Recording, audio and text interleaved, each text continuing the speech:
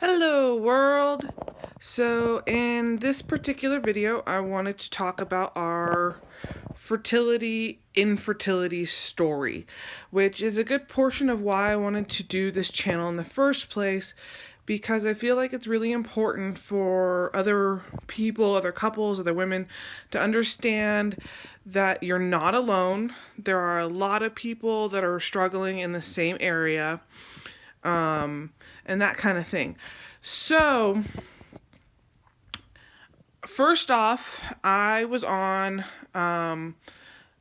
hormone birth control pills for 9 years of my life. That being said, I think that's kind of where my issues probably started. Although, from what I understand doing my research, my childhood growing up, where I was an extreme athlete, specifically swimming and running and gymnastics, dancing, figure skating, all of those can have some really, really strong impacts on women's fertility long term. And I swam from the time period that I was 2 years old. That's whenever I started swim lessons. I started on a swim team at 7 years old, and throughout all of my high school life, so ninth grade through 12th grade, I did two swim teams. So at my peak, I was swimming 13 times a week, doing what we call dry land, which is basically like running, bicycle, that kind of thing, 3 times a week, and was doing weights 3 times a week.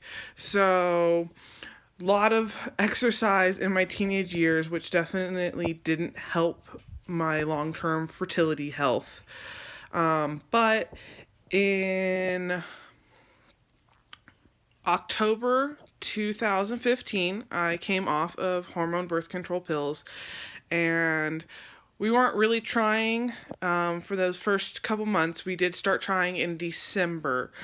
I was always kind of hopeful that we would get pregnant in December because I wanted to have a September baby, which is just a crazy goal to have a specific month baby. But that was what I thought would, might be possible.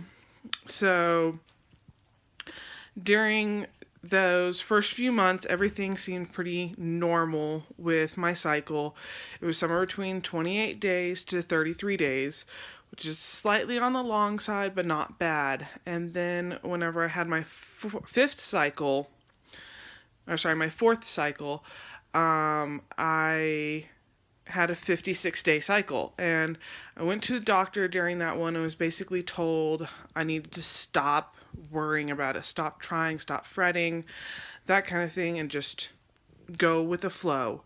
So that being said, that was around 48 days. So I finally started a new cycle after 56 days, and then I started into my sixth cycle since coming off of birth control pills. That one, because I'd already been told to just not worry about it, not do anything about it, I just kind of let it go way too long, a lot longer than I should have. But it was 141 days, and it actually only ended because I went to a new doctor who put me on progesterone and caused what is called a withdrawal bleeding. So there was actually no real ovulation with that cycle. That was also the cycle where I began tracking my information. So I personally used a app called Kendra. They're really, really awesome community of women on there that you can say whatever you want to, and they are perfectly fine. They're happy to help you. There's no such thing as a TMI with that particular community. I love them. I'm still on it, even though I am currently pregnant. I still talk to them about what's going on with my body and that kind of thing, and it's so wonderful to have women that understand and like-minded going through the same stuff you are, same emotional things, same physical things. It really was an eye-opener that I was not alone, that we were not alone in this journey. So back to that doctor. After the withdrawal bleeding, they were like, we're going to put you on Clomid. And what they told me it did was to make my ovulations stronger and more likely to happen. So they put me on 50 milligrams of Clomid, and that was my 7th cycle since coming off of birth control pills. And in that cycle, they were like, you should ovulate about within 10 days after you come off of the Clomid. And they had me take it cycle days 5 through 9. So that being said, I should have ovulated by cycle day 19. They were actually thinking it would be sooner than that. I didn't actually ovulate until cycle day 22. So by the time that they took the progesterone test that they took off me, they were like, your progesterone's way too low and everything like that from that particular cycle. But then I was talking to them, I was like, I know whenever I ovulated, and I had just ovulated, and that's why it was so low. So they were like, okay, sure. They didn't really believe me on it, but because I had, my normal period like you're supposed to, they went with it. There was no baby as a result of that. Then I did it again for cycle 8. I told them exactly when I should ovulate, according to how it worked before, and I was right. The cycle went exactly like the one before it went. They took the progesterone test a little bit later in that particular cycle, and they confirmed it with that.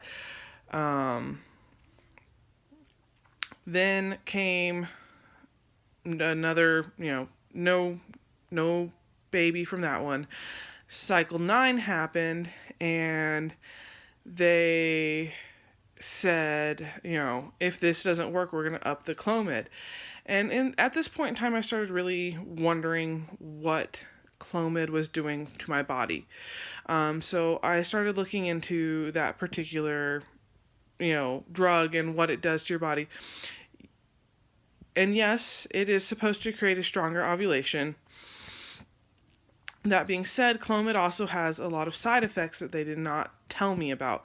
One is that it can cause a multi-ovulation, meaning you can have twins very easily if you have a condition called PCOS, polycystic ovary syndrome, which whenever I went into my initial visit, the doctor was like, okay, you probably have this, but I don't diagnose this. Only reproductive endocrinologist diagnosis, so an RE, which I have never seen, so I've actually never been truly diagnosed with it, but I have all the classic symptoms of PCOS.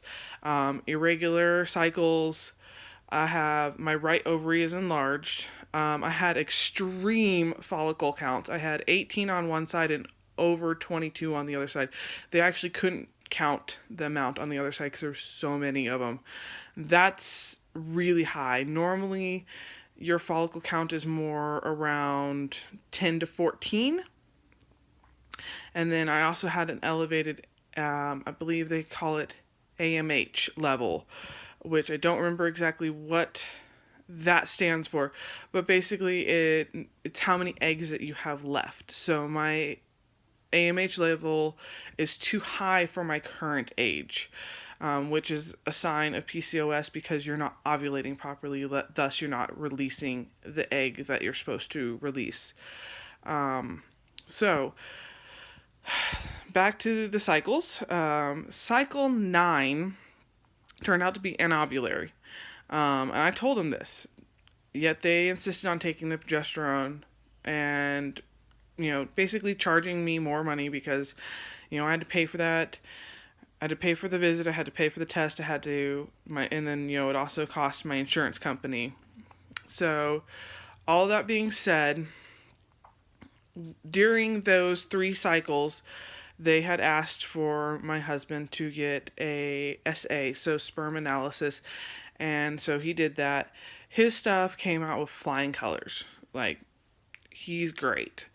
So that being said, everything was definitely on my end, but I was really frustrated with the doctors for not listening to me and just being like, we want to up your Clomid more. I'm like, but I don't feel like that's the right move for my body personally. And so, that being said, I told the doctors I wasn't coming back. Not for a couple months at least. I want to take a couple month break and just kind of chill out. So this is right around September 2016. October 2016. And I was like, okay, so I'm going to take a break from you guys. I looked into more natural ways that I could kind of improve my cycle. Gave up drinking for a couple cycles. That, I'm not an alcoholic or anything like that, but I'd heard that it was all, bad for you. I tried making sure that I was on proper vitamins. Like, basically, I just double checked that my prenatal that I've been taking for a while was good. I ended up changing prenatals, tried to eat healthier, everything like that. So December comes, and it's a rough one for me because, once again, I really wanted to get pregnant in December so I could have a September baby, and of course I don't. Then going forward a couple of cycles, and in March, I was supposed to have follow-up eye surgery. Basically, I had LASIK 9 months prior to that, and I was supposed to take Valium that day to make sure I was calm for the eye surgery. That particular cycle, I had given up hope. I didn't think that we were going to get pregnant at all. And if we did, it was going to be months and months down the line. At this point in time, it was our 18th month trying. So, that being said, the only thing I did differently that month was I had given up my allergy pill the cycle prior to that, because I heard or I'd read that allergy pills can, an allergy pill is meant to dry up your mucus. So that can dry up your mucus throughout your body, which makes it pretty much impossible for the swimmers, little spermies, to get to your egg. So I wasn't taking my allergy pill. I tried that the cycle before. Nothing changed in that cycle, but I just didn't pick it back up. And the one thing I did add was red raspberry leaf tea, which is supposed to be good for uterine health in so many ways. And it's not just a matter of fertility, it's supposed to help reduce cramps and that kind of thing. The only thing about red raspberry leaf tea is you're not supposed to drink it in the first trimester because it can cause your uterine lining to get too thick, and thus it would end up rejecting the placenta. So I was drinking red raspberry leaf tea to kind of help with my cramps. I was still tracking my cycle, but I wasn't paying that much attention to it, and I was actually kind of surprised whenever my ovulation actually came. So I quit drinking the red raspberry leaf tea after I confirmed my ovulation, which takes 3 temperatures 0.2 higher degrees in Fahrenheit, or 0.11 degrees higher in Celsius, for those of you who are wondering.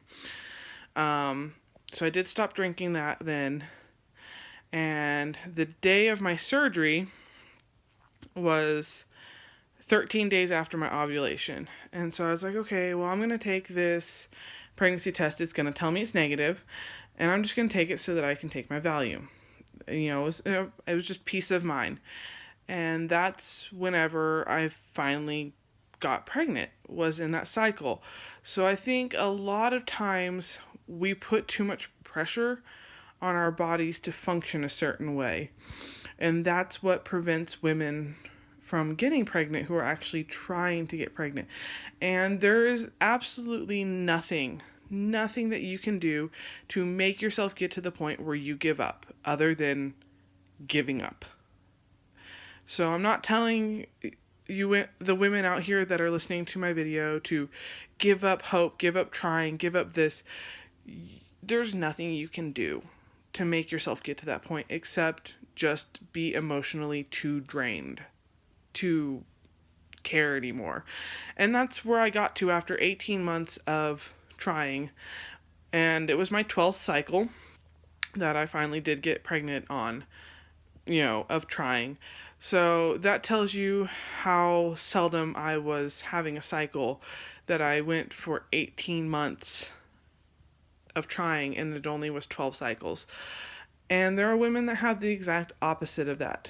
And I really want all of you guys to know that you are not alone, that there are a lot of us out there that feel for you, that it's a trying time in a woman's life to be trying to have a kid and not be successful with it. And I say it was our fertility/infertility journey because a lot of people get diagnosed with unexplained infertility when really and truly there are reasons behind it. You just don't know what it is, and more often than not, it's your own emotional state of being.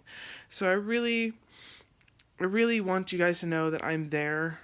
I was there with you guys. I'm here for you guys now. Any questions that you guys have, please put them in the comments underneath of this. It's important that this particular story get out there. Not my story, but these facts. And for any of you women who are out there that really want to learn about your own body, look into the apps called Fertility Friend, Kendra, Ovum, I believe, is another one. I personally just use Kendra myself. And then also look into a book called Taking Charge of Your Fertility. It was amazing for me. It was so educational. So that's it for this particular video. I hope that it's helpful to somebody, and I'll be back with more in the future.